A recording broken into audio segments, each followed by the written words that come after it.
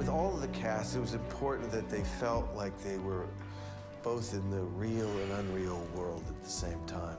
Well, this is a very unique project. I've been in visual effects for a long time, and to have a project like this where you're throwing so many different disciplines into one project makes it that much more fun and unique. We have some of our characters that are full live-action characters. We have some characters that are regular keyframe animations, so just traditional CG characters, the March Hare, the Dormouse, the Cheshire Cat, and then there are some hybrid characters. This way of making the film makes it complicated because you now have to blend elements of live-action, CG, and motion capture. You have, interaction between someone who's actually on set in makeup, interacting with something that's not there, or interacting with someone that's in a motion capture suit. Well, if it's not my favorite trio of lunatics. Motion capture basically records the movement of whatever the sensors are hooked to. They gave me a neoprene suit because I have all of these electronic things on that help sense where my body is.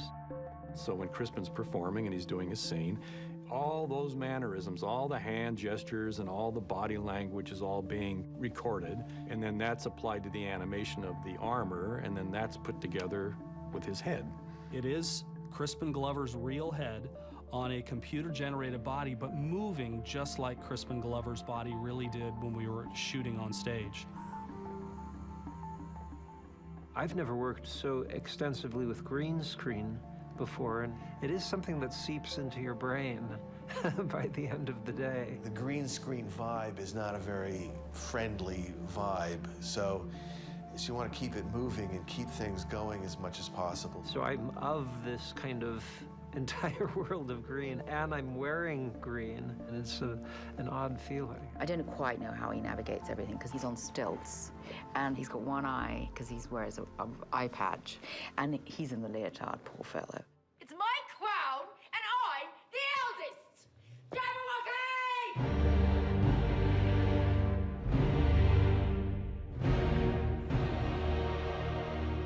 A similar thing with the Red Queen, where, she's an all live-action character, but we're doing some things. We're taking her head and increasing it by 50 to 75% of its normal size.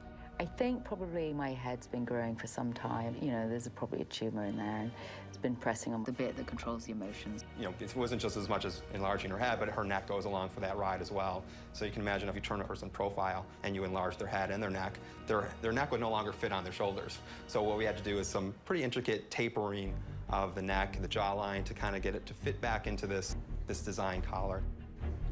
The subtleties of blending her head into her normal-sized body has been difficult, but it looks really interesting. So you kind of say, all right, what's great about that is it takes you to a mid-ground point, which is a real person, but manipulated and slightly mutated, so not quite real.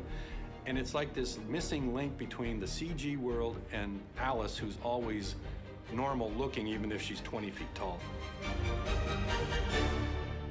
Bandersnatch is a pure 100% CG character. He's kind of half bulldog and half grizzly bear. Totally made-up character, never really seen anything like it before. Our goal was to go with a slightly more naturalistic approach to the animation. Bandersnatch is particularly problematic because his fur is so long. To get all of the sort of like fine details to get something that looks, just fantastic, is computationally very, very expensive. For a creature that is this large and what it's supposed to do, we want to get little, subtle details and emotions. So we are going to start adding in, drool coming out of the mouth. Make it feel like he's really kind of wincing at that moment. Well, you just got to feel like it's really squishing into the eye socket, and it kind of hurts a little bit when he shoves it in there. Each of those things kind of helps just get a sense of realism into the image. Every little, bit just keeps adding a layer of complexity. It's the most important thing, I guess, it's that it has a soul, that it's not, it's artificial, but it shouldn't look like that. Who is this Absalom? He's wise. He's absolute. He's Absalom. And then there's two fun characters, which are Tweedledee and Tweedledum. The Tweedles were always my favorites in the books. I always adored them. I thought there's no human that can be that sort of funny or cute or sweet or bizarre. And Tim found him, Matt Lucas. Hello there, friend. How you doing? All right.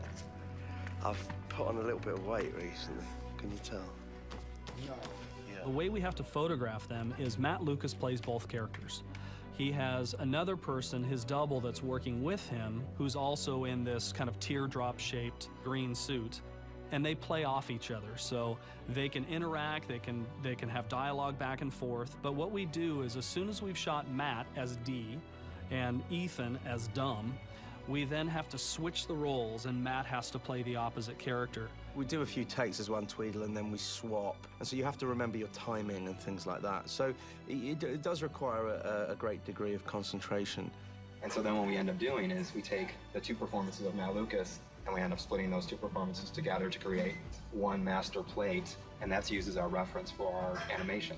And eventually what we will end up doing is take that performance of Matt Lucas's face, and we're calling it face pasting. We'll take that performance and actually stick it onto the CG character, so you'll have this CG computer-generated character with Matt Lucas's actual face integrated into it. There's a lot of pieces and puzzling, putting things together, and in a weird way, kind of like a Polaroid photo, like you really don't see a shot materialize until the very end. It's a nice blend of the worlds, I think, to help you just kind of believe everything you're seeing.